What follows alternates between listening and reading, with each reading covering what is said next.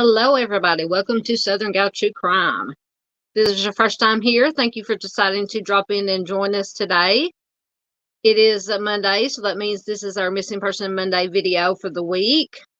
And I usually, for my Missing Person Monday videos, I get all the cases from the Charley Project.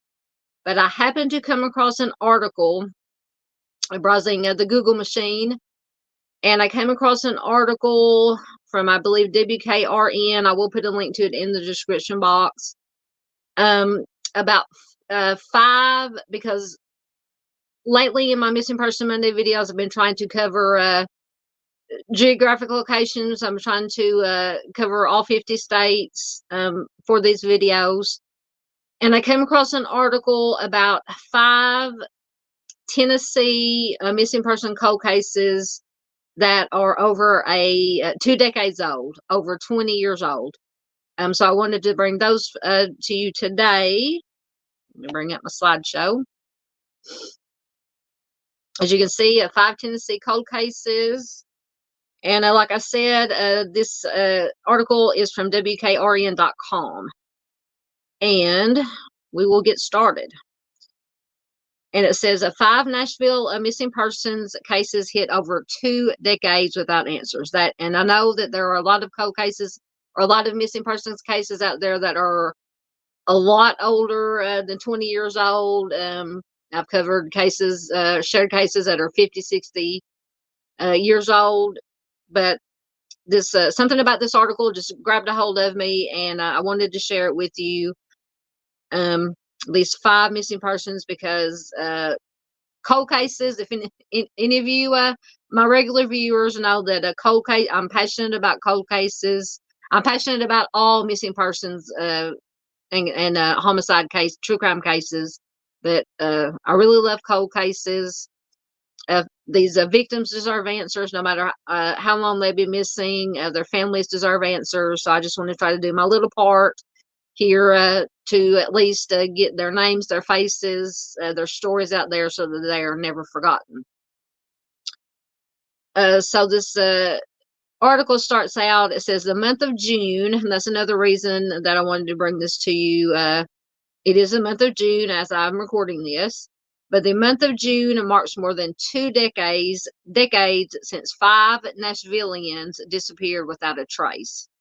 The trail has seemingly gone cold in many of these cases, but detectives with the Metro Nashville Police Department, or the MNPD, are still looking for answers as another year goes by. Next week, it will have been 24 years since authorities began investigating the disappearance of local historian Mamie Johnson. She is one of the 5 cases that I will be featuring.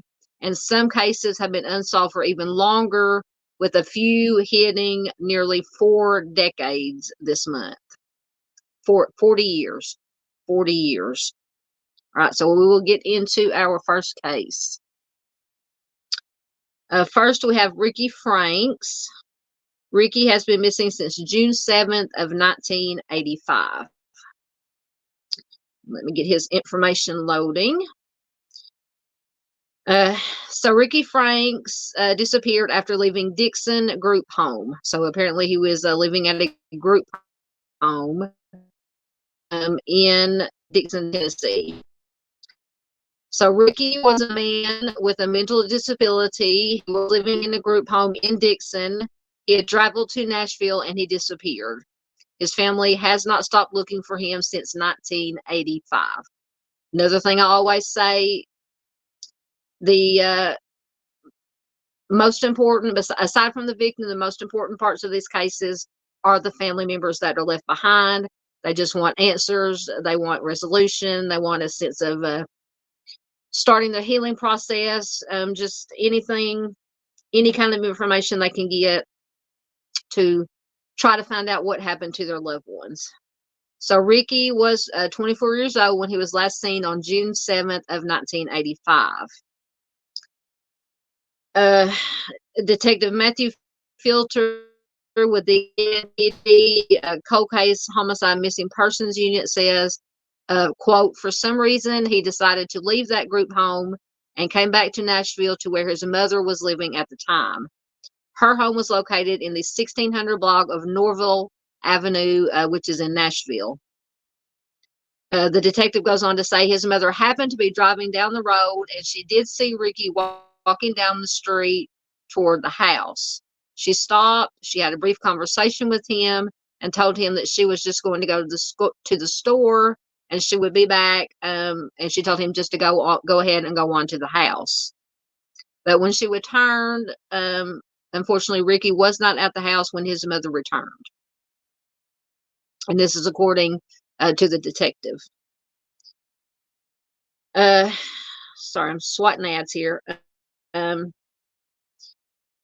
The detective goes on to say, we know that Ricky did make it back to the house. His stepbrother was home at the time. Ricky waited for about 15 minutes. He then left the home and he was last seen walking away from the home.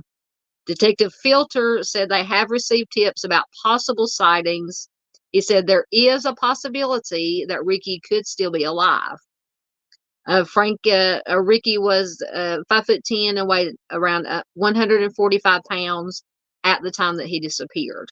So if you have any information regarding Ricky's case, you're asked to contact Detective Filter at 615-862-7803, or you can also call the National Crime Stoppers line at 615-74-CRIME, which is 615-742-7463. And callers can remain anonymous, and depending on what time, if your tip leads to any information about Ricky, it says you may be qualified for a cash reward. So that was Ricky Franks. And next we have Marcus Rutledge. Marcus has been missing since June 8th of 1998. Get his information loaded. So Marcus was a TSU senior when he went missing in 1998. It says he went missing without a trace until his car was found abandoned in an apartment complex in West Nashville. Marcus Rutledge was 23 years old when he was last seen at his residence on Parkdale Drive in Nashville on June 8, 1998.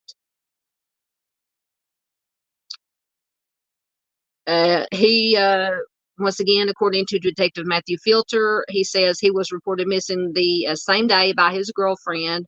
After she was unable to get a hold of him, she went over to his apartment and he was not there. According to investigators, no one knew where he could be. Detective Filter says we didn't really have anything initially to go on in the case until July 1st of 1998. His car was found in an apartment complex over on the west side of Nashville. As I said earlier, he was a senior at Tennessee State University at the time that he disappeared. And his dog was also found shut in the bathroom with no food and only the toilet to drink from, which they said is something that is very uncharacteristic of Marcus's behavior. And authorities do believe foul play may have been involved. So if you have any information about Marcus's case, once again, you're asked to contact the MNPD at 615-862-7803, the Crime Stoppers line, and you can remain anonymous and may qualify for a cash reward. Right, next, I believe we have Miss Mamie Johnson. Miss Mamie Johnson went missing, or has been missing since June 12th of 2000. And she was a national historian. So this is a 23-year-old mystery, it says. Nashville historian leaves apartment, never to be seen again.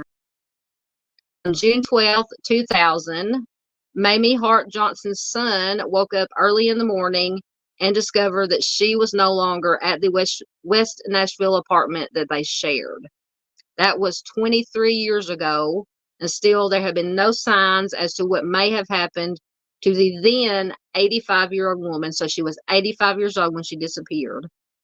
When Johnson's son Sam first woke up at around 6:30 a.m. that day, MNPD said,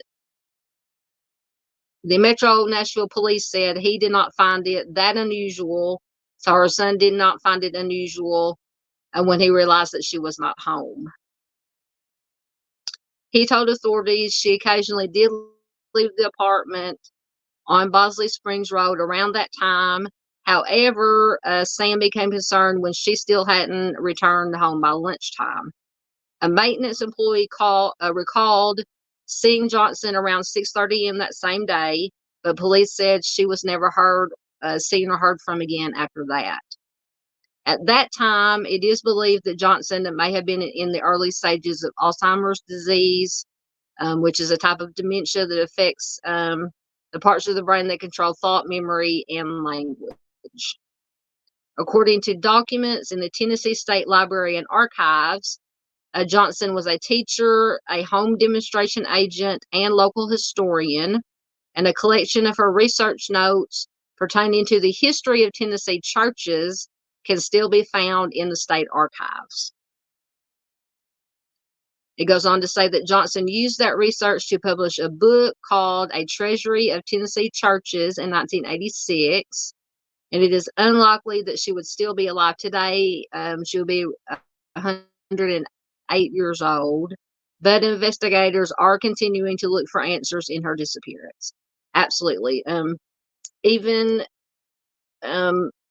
if you don't think, or it is unlikely that the missing is still alive, if they're presumed to be deceased, you still want, the family still wants answers. They still need those answers, that closure, that resolution.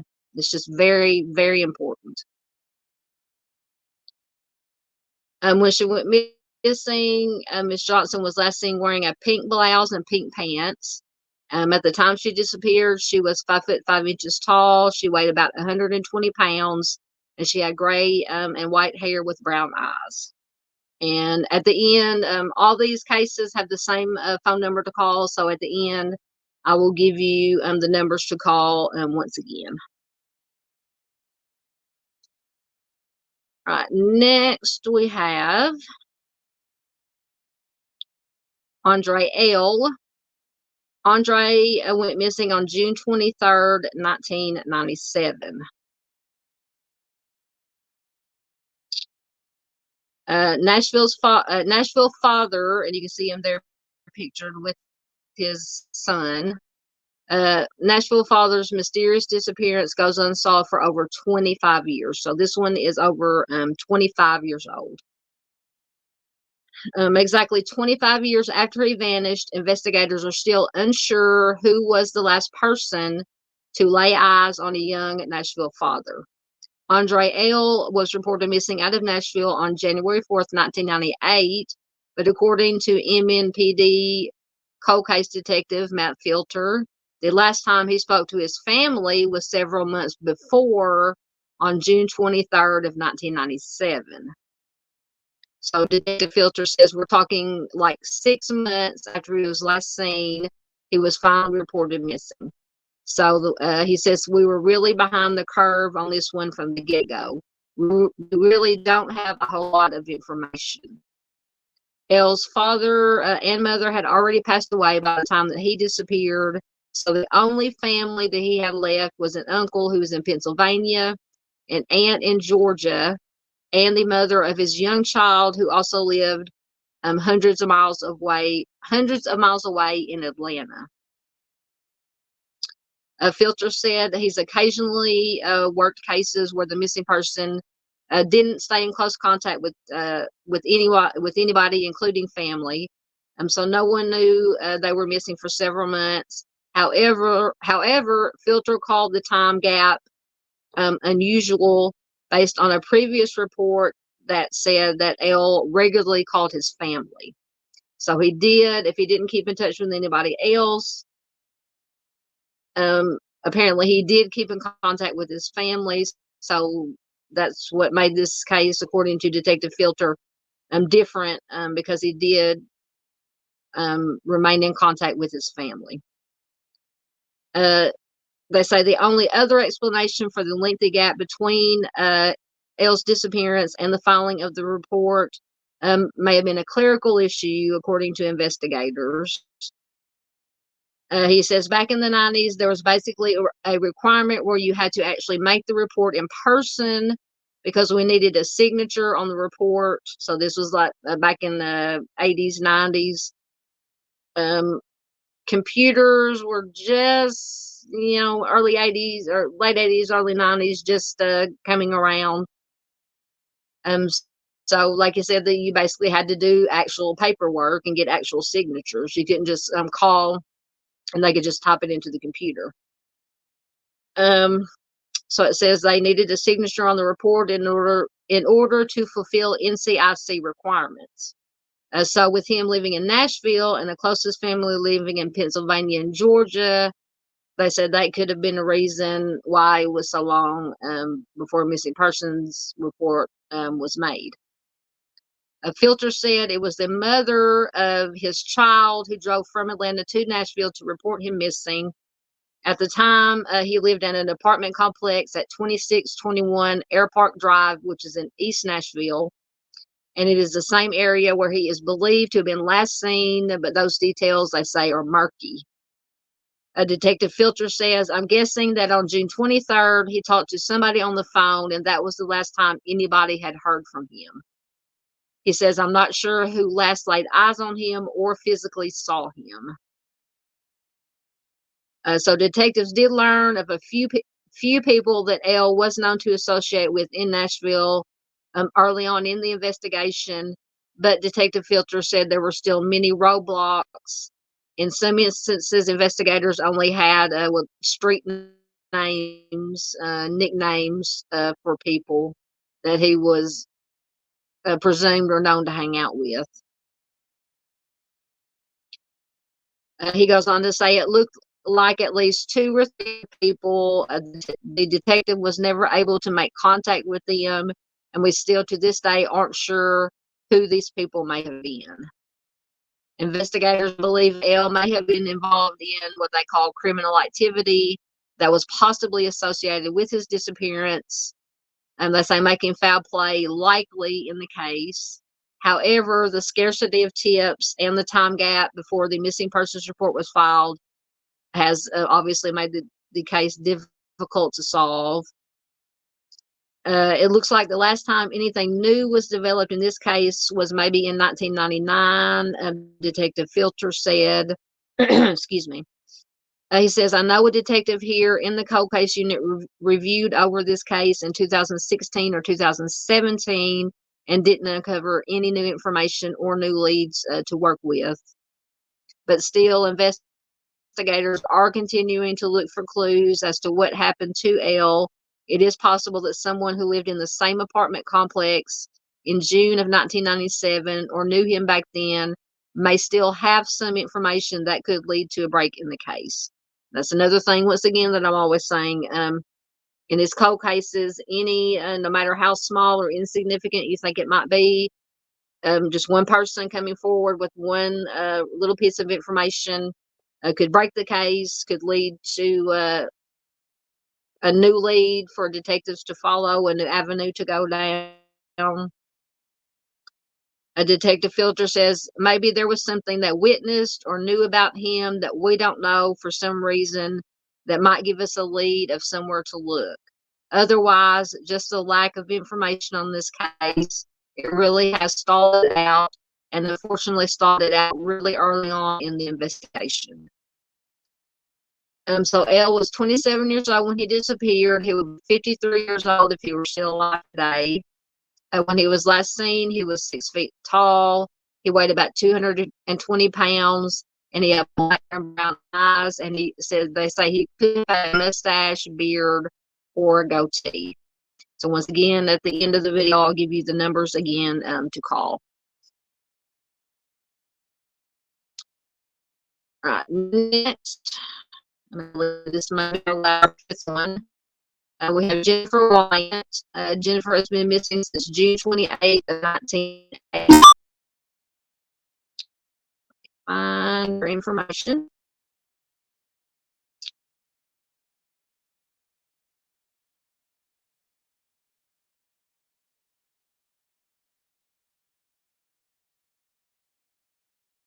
Right, this is the information for Wyatt. Is the new information disappears of Jennifer Wyatt. Some ads. It says it's a mystery that is stumped law enforcement. What happened to Jennifer Wyatt? She was a vibrant young woman who simply vanished 4 decades ago, and we throw that here in the true crime community, throw that word around. Somebody just vanished. Well, people don't just vanish. There is a reason that people go missing. Jennifer's friend Paula Beard said, I'll never forget that night hearing her name on the news and going, what? Wait, they say Jennifer Wyatt. Phil says she was 21 years old when she went missing. She's just your typical young adult, just with life. There's just something about not knowing. How can someone disappear into thin air as bear? The year was 1980. Jennifer was excited about her life. She had moved out on her own into a night apartment. She was going to school at night to further her education.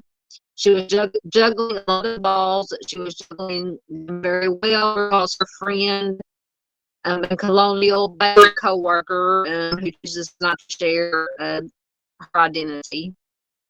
She said she bought a nice car. It was a black Trans Am with a big old bird on the hood.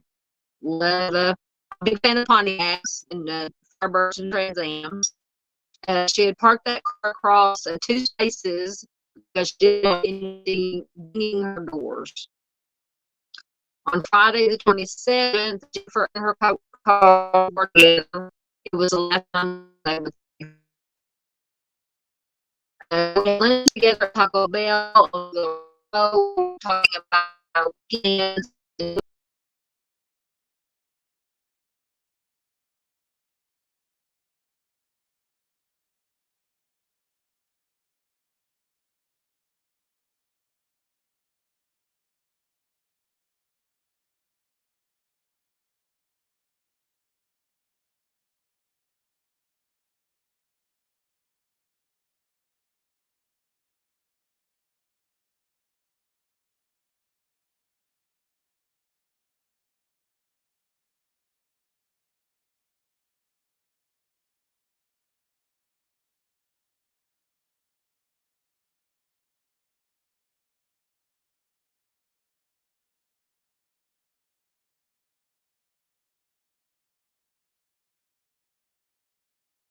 Sorry for that interruption.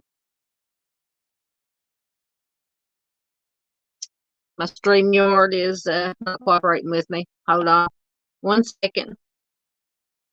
Let me get back to the right slide.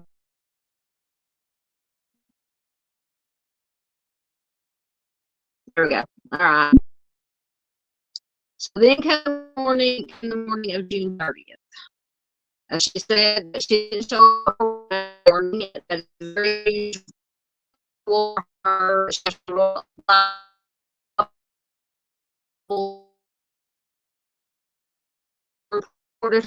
Police discovered Jennifer had played in the softball game, and she had it at the party.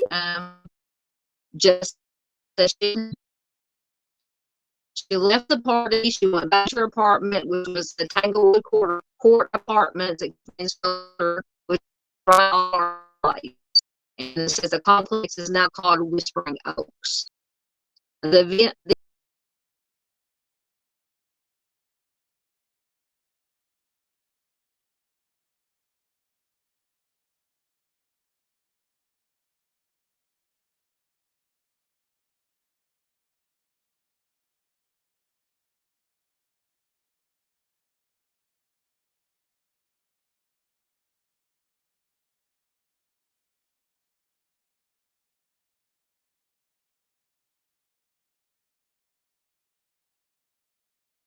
Once again.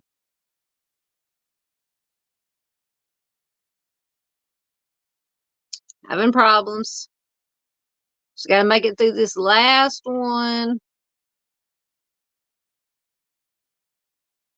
Get back to Jennifer. There we go. Okay, so the complex is now called Whispering Oaks. The events that followed have never been released to the public until now. Her neighbors reported seeing a dark-colored four-door sedan. They heard some screaming and looked out their windows, and they saw 4 individuals forcing a woman into a car and driving off.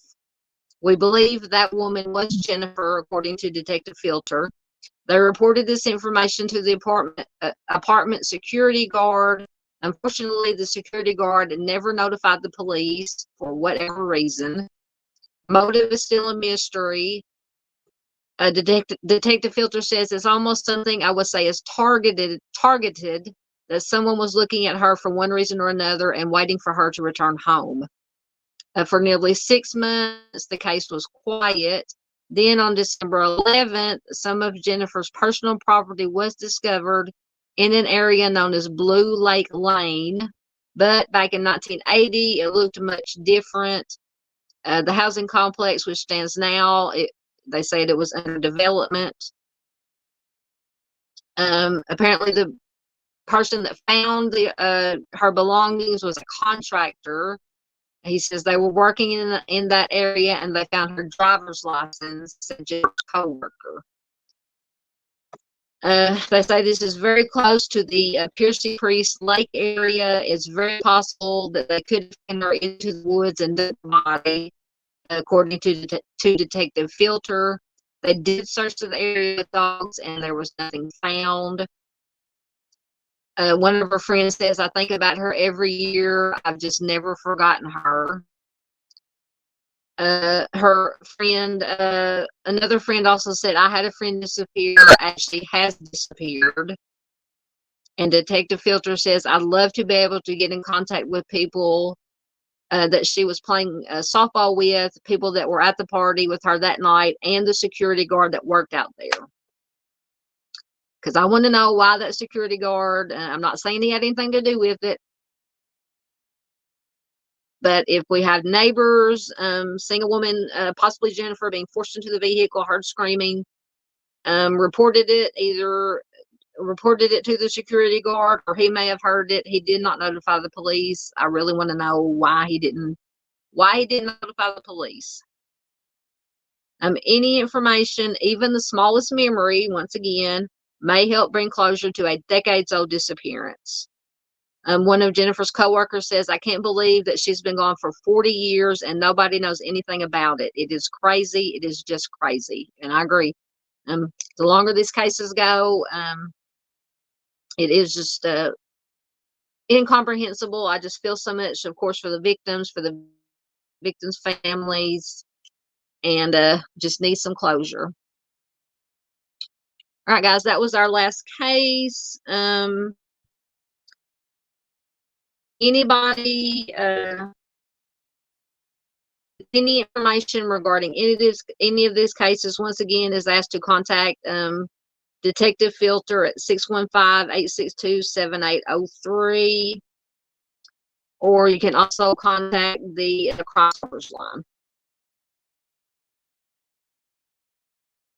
All right, guys, that was our Missing Person Monday video for the week. Please be sure to give it a thumbs up before you get out of here. Please leave a comment, share. That is the most important thing that we can do, that you can do to help get the information out about these cases. Share it anywhere and where you can, all social media platforms. Please, especially in these cold cases, keep their names, their faces, their stories out there so that they are never forgotten. Thanks for watching. Until next time, be careful out there. Take care of yourselves. Take care of your fellow human beings. That is the most important thing we can do. And I will see you guys next time.